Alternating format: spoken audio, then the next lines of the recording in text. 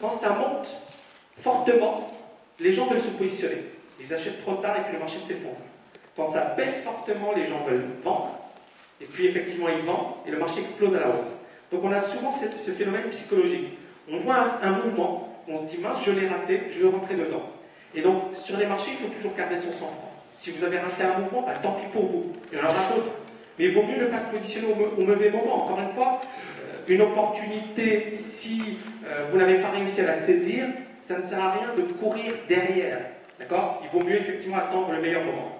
Donc ici, je reviens rapidement sur l'école et comment on a géré récemment. Je bois un peu d'eau.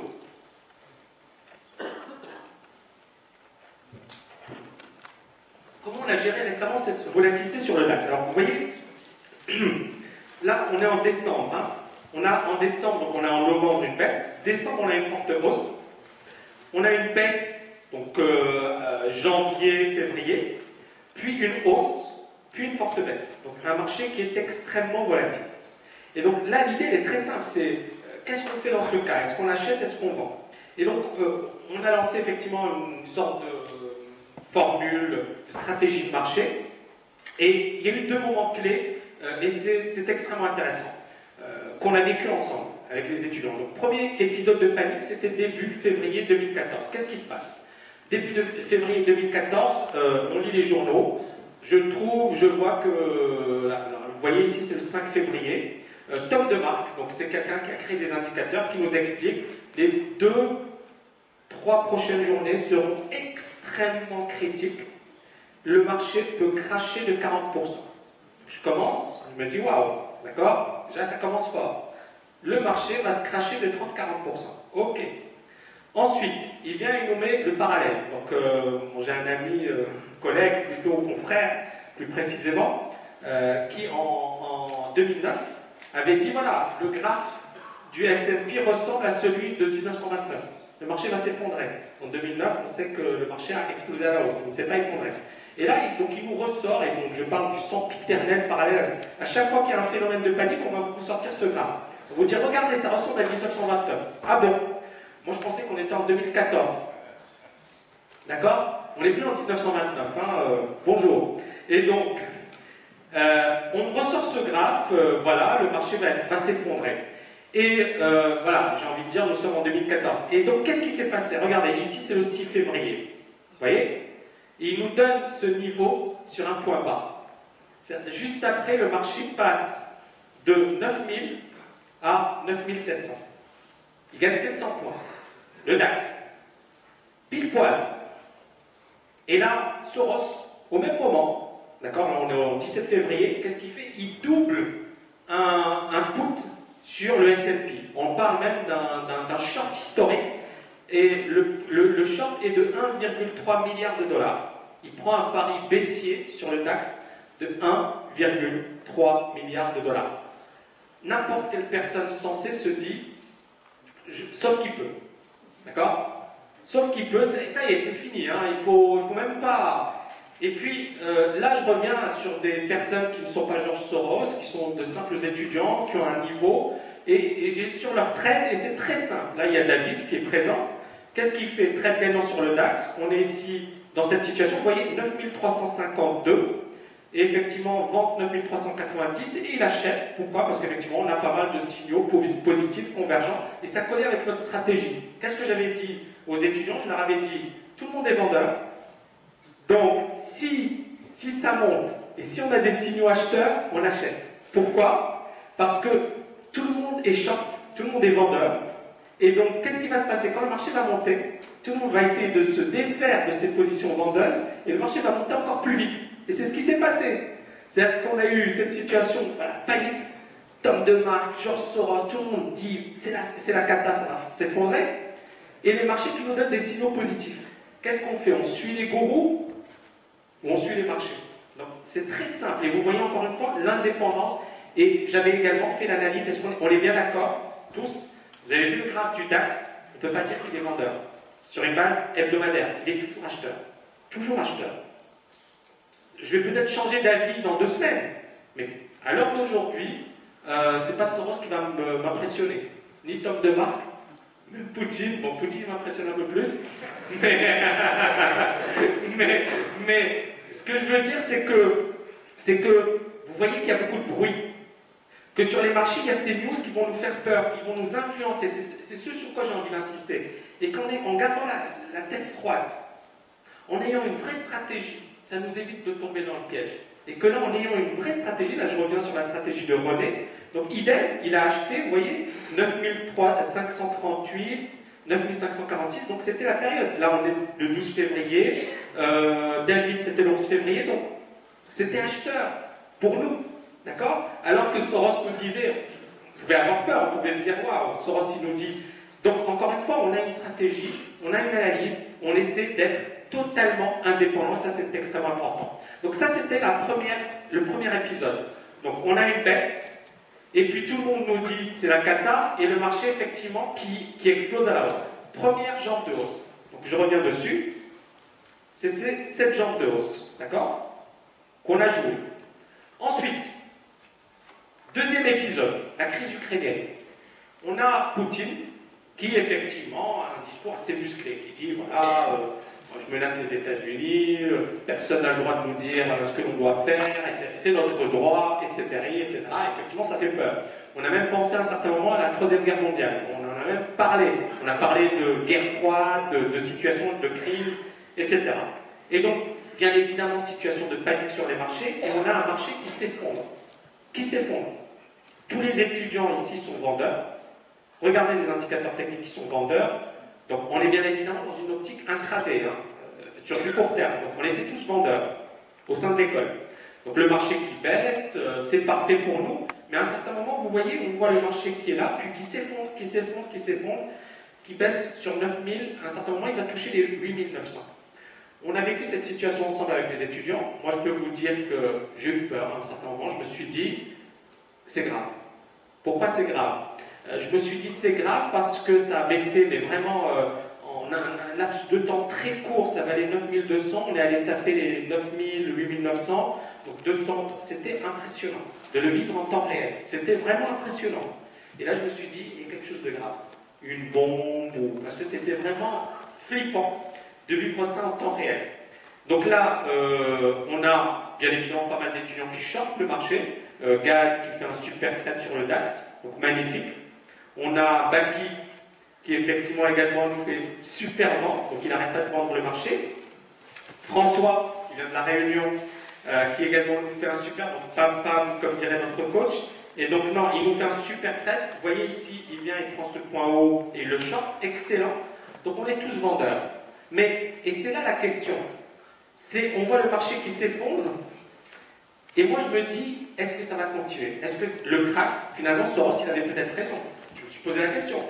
Je me suis dit, peut-être, finalement, ça y est, c'est foutu. Le marché va véritablement s'effondrer. C'est le moment que le marché a choisi pour baisser. Et puis, qu'est-ce que je fais? Je fais une analyse froide avec les étudiants. Regardez, on est là. Et j'analyse le soir même. Je dis aux étudiants, ok, normalement, je débriefe leur trade, je reviens sur leur position, je leur dis, non, ce soir, on va faire de l'analyse. J'étudie avec eux le graphique. Et je leur dis, regardez, le DAX, on est là, on est autour de 9000. Et je leur dis, est-ce que les indicateurs... Donc je pose la question, je leur dis, est-ce que les indicateurs sont vendeurs? Les étudiants me répondent, non. Où est-ce qu'on se situe? On est sur un point bas. Est-ce que les moyens mobiles se sont retournés? Est-ce qu'on peut dire que le marché est véritablement vendeur? Non. Je leur ai dit, donc c'est une situation, bien évidemment, qui fait peur. Et c'était mes propos, hein. Ça fait peur, ce qui se passe. C'est inquiétant, mais tout peut arriver sur les marchés. On a nos niveaux clés. Si ça casse, donc les indicateurs, qu'est-ce qu'ils vont faire? On est bien d'accord qu'on va passer vendeur. Ça sent pas bon. Mais tant qu'on n'a pas cassé, on ne fait rien. Et si par contre, le marché se maintient et casse par le haut, c'est super. Ça veut dire qu'effectivement, on aura des opportunités. Et qu'est-ce qui s'est passé? Regardez, le 17 mars, durant le discours de Poutine, d'accord? On a de nombreux étudiants qui passent acheteurs durant cette période. Ok? Et depuis, l'école, quasiment voilà, 100% des étudiants sont acheteurs. Depuis, c'est plus bas. Là, j'ai pris Luc, le trade de Luc. Vous voyez, on est dans cette période, 9162, achat, pardon, 9172, prend ses bénéfices, et puis effectivement, là, il est stoppé, plus 18 pips. On a un autre trade qui est intéressant de Mohamed. Idem, même moment. Regardez, là c'est intéressant. Il prend le trade quasiment au même moment que Luc. Ils font quasiment la même chose. Et il n'y a rien de magique dans tout ça. C'est juste, il y a beaucoup de travail, mais également la compréhension de la psychologie. C'est-à-dire, pour nous, le marché n'était pas encore vendeur. On était sur un point bas, sur une base hebdomadaire. On avait des niveaux clés. On avait une stratégie qui était solide, qui était de se dire, si 8900 est cassé, ça sent pas bon. Ça peut s'effondrer. J'ai pas exclu ce scénario. Pourquoi? Parce que l'exclure, ça aurait été effectivement de ne pas faire son travail. Il faut faire son travail. Son travail, c'est quoi? C'est de se dire, qu'est-ce que je fais dans tel ou tel cas de figure? Qu'est-ce que je fais si le marché monte? Qu'est-ce que je fais si le marché baisse? Mais dans tous les cas, il faut capitaliser sur les situations et essayer d'optimiser ses prises de position.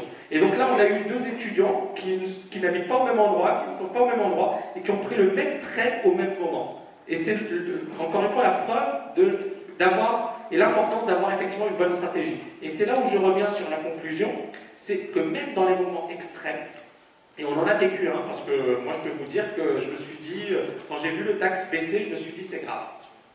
D'accord? À un certain moment, j'ai même cru au pire. Hein. Et même dans les moments extrêmes, il faut garder son sang-froid. Pourquoi je vous dis ça? Parce qu'il y a beaucoup de gens qui ont vendu à l'époque. Quand ils ont vu le marché s'effondrer, qu'est-ce qui s'est passé? Tout le monde a paniqué, hein, et tout le monde a vendu sur les plus bas. Et c'est là où le marché s'est repris. Donc on a eu deux situations presque équivalentes. Première situation avec Tom DeMark, Soros qui nous disent le marché va s'effondrer, première baisse. On a un point bas, on a une situation de panique, et puis le marché qui explose à la hausse. Deuxième situation, la crivée, le marché baisse, panique, et puis hausse. Et bien évidemment, on aura peut-être autre chose, mais c'est ce qui fait la beauté des marchés, c'est que ça ne s'arrête jamais. Et alors, donc là j'ai pris quelques cas concrets d'analyse, de comment concrètement, comment dans les faits on peut utiliser l'analyse psychologique, comment les indicateurs techniques vont nous aider justement à cerner les meilleurs moments. Alors aujourd'hui, perspective 2014, j'ai peur de faire des perspectives parce que c'est pas mon truc, mais je pense que c'est important effectivement d'avoir une idée sur ce que va faire le marché. Alors, moi c'est très simple, encore une fois j'essaie d'être le plus carré possible. L'idée c'est de ne pas être ambigu sur les marchés, c'est-à-dire il faut avoir une vraie stratégie, il faut avoir un vrai sens, et si le marché n'est pas clair, il faut tout simplement se dire je n'ai rien à faire. Le marché n'est pas suffisamment clair. Et là, donc la question que je me pose c'est est-ce qu'on va assister à un crack dans les prochains mois? Je vais vous répondre de suite, je n'en sais rien. Je n'en sais rien. Encore une fois, moi je vais vous dire le plus important pour moi c'est pas est-ce qu'on va avoir un crack, c'est qu'est-ce que je vais faire quand on aura un crack. Comment je vais capitaliser dessus? Et bien évidemment, si on n'a pas un crack, si on a un marché aussi, comment je vais capitaliser dessus? Donc, qu'est-ce que je vous avais dit juste avant? L'anticipation va vous tuer. Il ne faut pas anticiper. Pour l'instant, on a une situation qui est assez claire, et donc on va attendre. Alors là, comment je vais vraiment développer mon point de vue en revenant sur les précédents cracks? Je pense qu'il n'y a rien de mieux que d'étudier et d'analyser les précédents cracks, et c'est ce que j'avais fait avec mes étudiants. Quand on a eu la crise, donc en Crimée, donc le marché qui baisse fortement, qu'est-ce que j'ai fait? Premier réflexe, c'était de revenir sur les précédents cracks, de dire aux étudiants, on va se calmer. Et c'était vraiment, je les ai, parce que il y a eu cette baisse forte, on pouvait paniquer. Et donc mon objectif, c'était de dire, on se calme. On calme le jeu, on prend du recul, on analyse les marchés. Parce qu'en étant calme, on va effectivement prendre de bonnes décisions, élaborer une bonne stratégie, et c'est ça le plus important. Et donc là, je suis revenu sur la crise des subprimes. Vous voyez ici, 2007. On a un marché qui monte, d'accord? Et regardez, en 2008, on casse. Est-ce que le marché s'est effondré du jour au lendemain? La crise des subprimes, c'est par là. Hein? Il a mis plusieurs mois avant de se retourner, d'accord? Là, on est au mois de juillet, et on s'est véritablement retourné en janvier 2008. D'accord? On a mis quasiment 6 mois. 6 mois avant d'avoir ce retournement. Donc ce que j'ai envie de vous dire, c'est que si on a un crack, on peut avoir un crack rapide, on peut avoir également un crack lent, qui va mettre du temps. Donc l'objectif, c'est pas effectivement de se précipiter, de se dire le marché va s'effondrer aujourd'hui. c'est de se dire comment il va s'effondrer, quelles sont les possibilités et comment se forme un crack. Donc premièrement ici, crise de subprime, on a mis quasiment 6 mois avant de se retourner. Et même, regardez là, qu'est-ce qui s'est passé? On a eu une forte baisse, puis un rebond, on était en avril. En avril, beaucoup d'économistes, ça c'est excellent, Patrick Artus, Nicolas Bouzou, Marc Toiti, donc, économistes assez médiatiques en France, qui disent, à l'époque, le marché va monter. La crise est derrière nous. Patrick Artus, couverture de Challenge, le magazine économique Challenge, qui nous dit la crise est derrière nous. Le RSI nous disait quoi à l'époque? On est là. Hein. On est bien d'accord qu'on était vendeur et qu'il n'y avait rien à acheter sur ce marché. Donc un marché vendeur. Et tous les économistes français les plus, entre guillemets, médiatisés, qui nous disent qu'il faut acheter. D'accord? Mais on voit bien, la convention, elle était comment? Elle était, ici en l'occurrence, elle était vendeuse. Et le marché qui s'effondre. D'accord? Juste après. Mais ça a mis quasiment une année. Ensuite, autre crack. Ça, c'est le crack de mars 2000. Vous voyez, on est mars 2000, on est là. On a attendu quasiment une année. D'accord? Vous voyez, mars, avant de véritablement s'effondrer. Ensuite, là, c'est le 11 septembre. Mais on a attendu pas mal de temps avant d'avoir un retournement. Idem, vous voyez ici les indicateurs techniques qui sont haussiers, qui sont haussiers, qui sont haussiers, et là ça commence à se retourner. Vendeur, vendeur, vendeur, vendeur. Et pourquoi je vous dis ça? Parce qu'encore une fois, si on veut avoir un crack, on est bien d'accord que pour l'instant, sur le DAX, on ne peut pas parler d'un marché vendeur. Et que le minimum, c'est d'avoir quelque chose qui ressemble sur un plan historique à ce que l'on a eu dans le passé. Alors on peut avoir un crack assez brutal, c'est pas impossible. Mais, et je l'avais dit tout à l'heure, le point le plus important pour moi sur le DAX, c'est les 8900. Si on le casse, ça sent pas très bon. Mais pour